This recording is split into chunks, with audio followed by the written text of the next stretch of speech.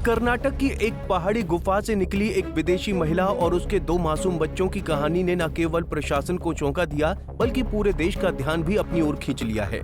ये माँ जो रूस से आई थी, 7 सालों से 2 नन्ही बेटियों के साथ जंगल की गहराइयों में समाज से कटकर गुफा में रह रही थी।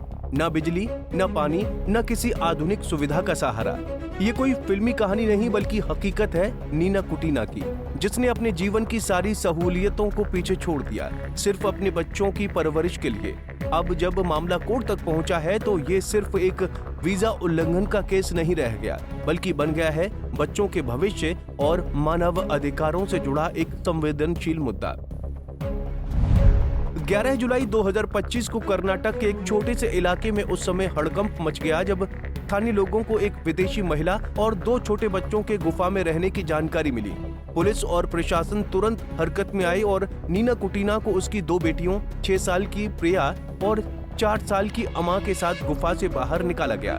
जांच में पता चला कि नीना का वीजा कई साल पहले खत्म हो चुका है, लेकिन वो देश छोड़ने के बजाय अपने बच्चों के साथ गुमनामी में रहने लगी। प्रशासन ने शुरू में इस मामले को केवल एक वीजा उल्लंघन मानकर डिपोर्टेशन की प्रक्रिया शुरू कर दी, लेकिन जैसे जैसे तथ्यों की परतें खुलती गईं, मामला भावनात्मक और कानूनी दोनों स्तरों पर गहराता गया।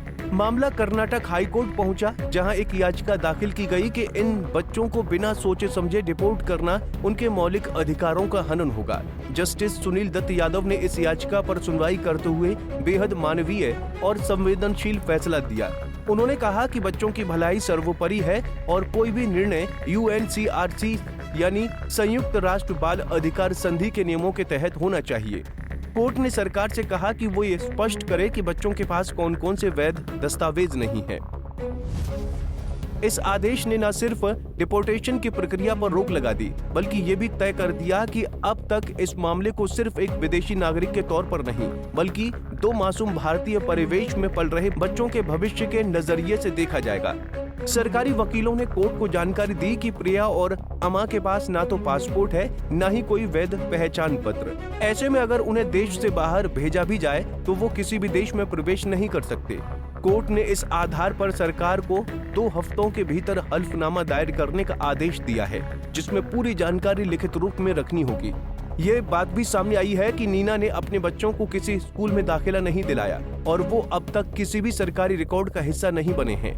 ऐसे में ये सवाल और गहरे हो गए हैं कि क्या बच्चों का डिपोर्टेशन वास्तव में सही कदम होगा। अब इस मामले की अगली सुनवाई 18 अगस्त 2025 को होनी है।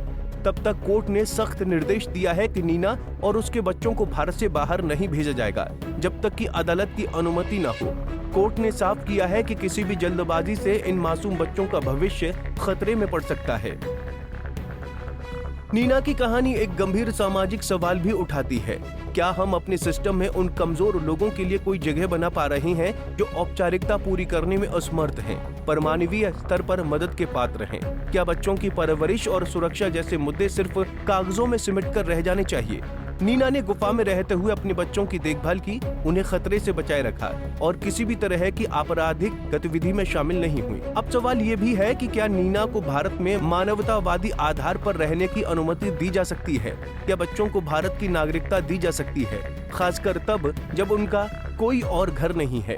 18 अगस्त की सुनवाई न केवल नीना और उसके बच्चों के भविष्य का रास्ता तय करेगी, बल्कि भारतीय न्याय व्यवस्था की संवेदनशीलता और व्यापक सोच को भी दुनिया के सामने रखेगी। Bureau report, Punjab Kesari TV. हमसे जुड़े रहने के लिए हमारे YouTube चैनल को सब्सक्राइब करें और नई वीडियो की नोटिफिकेशन के लिए बेल आइकॉन को दबाएं।